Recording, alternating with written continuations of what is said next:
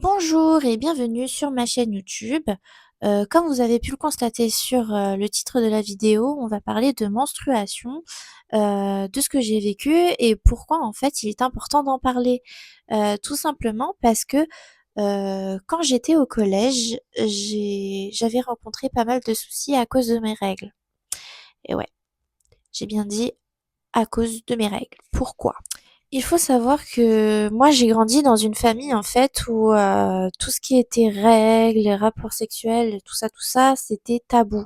Donc comme vous pouvez le voir, je suis une asiatique et donc c'est pas forcément évident pour les familles asiatiques d'en parler à leurs enfants. Donc moi en fait, j'ai eu mes règles à l'âge de mes 11 ans. Je ne savais pas du tout ce que c'était. Ma mère, elle m'en avait jamais parlé forcément. Donc voilà, moi je pensais que les règles, c'était juste un petit papier qu'on allait nous donner pour dire que bah voilà, vous êtes une adolescente. Alors que pas du tout. Ce n'est pas ça du tout. Et donc, que fut la surprise? C'était du sang. Voilà. Du sang qui a décidé de couler tout le long de ma jambe un matin, le jour du funérail. Oui, parce que sinon c'est pas drôle.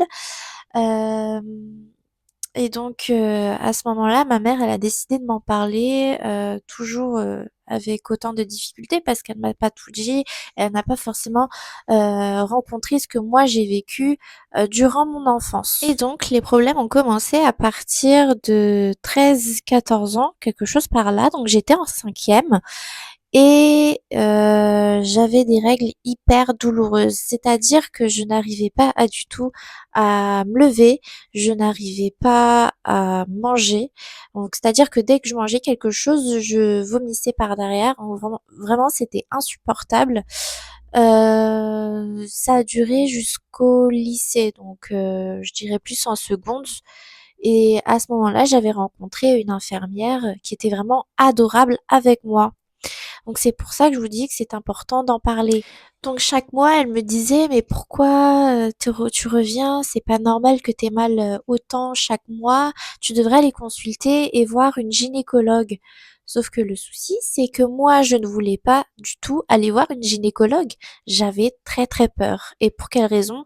Bah, les frottis. Et oui, moi j'étais jeune, on m'a jamais parlé, d'aller voir une gynécologue. Ma mère, bien évidemment, elle voulait me forcer, mais je voulais pas parce que j'avais peur en fait qu'on voit ce qu'il y a entre mes jambes. Je suis une personne très pudique de base, et oui. Donc pour revenir aux faits, l'infirmière, elle m'avait conseillé d'aller voir une gynécologue et que les examens, ce n'était pas obligatoire avant l'âge de 25 ans. Donc rien que ça m'avait, fortement rassurée parce que je voulais absolument pas qu'on voit ce qu'il y a entre mes jambes. Suite à ça, j'ai pris rendez-vous avec, bah, une gynécologue. Je lui ai expliqué mon cas et elle m'a dit: «Ah mais je te trouve très pâle dis donc». Donc elle m'a prescrit, une ordonnance pour faire une prise de sang, parce que déjà de 1, elle avait soupçonné que je faisais de l'anémie étant donné que j'étais hyper fatiguée à ce moment-là aussi. Et puis revenir si jamais, ce n'est pas du tout à cause, de l'anémie, si, mes règles, me faisaient mal. Quelques jours sont passés et j'ai eu les résultats, de ma prise de sang.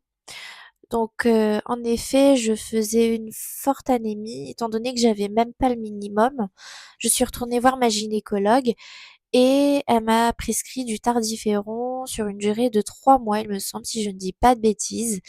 Et à ce moment-là, bah, je n'ai plus du tout mal, donc je n'avais plus peur d'avoir mes règles et je suis bien contente d'ailleurs parce que franchement, on m'en avait jamais parlé des règles douloureuses quand j'étais plus jeune. C'est pourquoi je vous fais cette vidéo.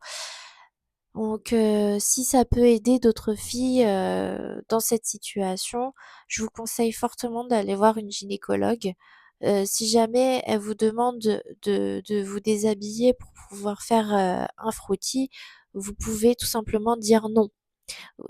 C'est dans vos droits et puis vous pouvez tout simplement lui dire qu'en fait, c'est pas une obligation avant l'âge de 25 ans.